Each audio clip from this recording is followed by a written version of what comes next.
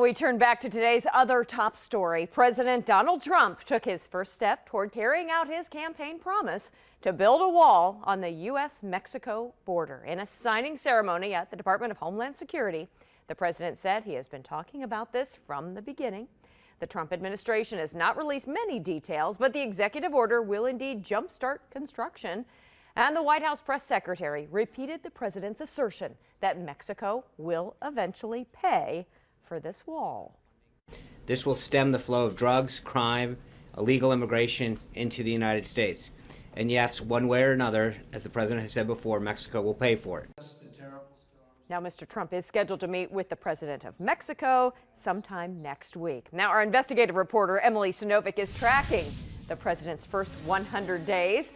Emily, another big policy move already today again. Yeah, it's hard to keep track. Healthcare and regulation reforms took a back seat today to immigration policy. Today, Trump signed a couple executive orders, including one to build that 2,000-mile wall along the U.S.-Mexico border. And again, he says Mexico will end up footing the bill for that, but right now there's no word on how exactly that's going to happen. Also, another order includes hiring 5,000 additional Border Patrol agents. Then he also ordered to cut funding to so-called sanctuary cities who have pledged to not cooperate with immigration law. This is just the beginning of executive orders expected from the president that could include deportation of many undocumented immigrants, including those in the Kansas City area who are very uncertain about what the future holds. This past week has been exhausting. It's been depressing. It's been really tough because not only do I experience that, but it's the reality for many of our community members.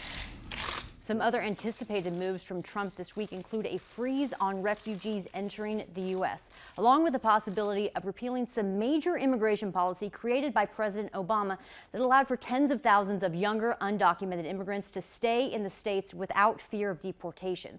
Now, coming up on KCTV 5 News at 5, we take a look at how many in our area that could affect, and we talk to an immigration law professor who questions whether some of these presidential actions are actually constitutional.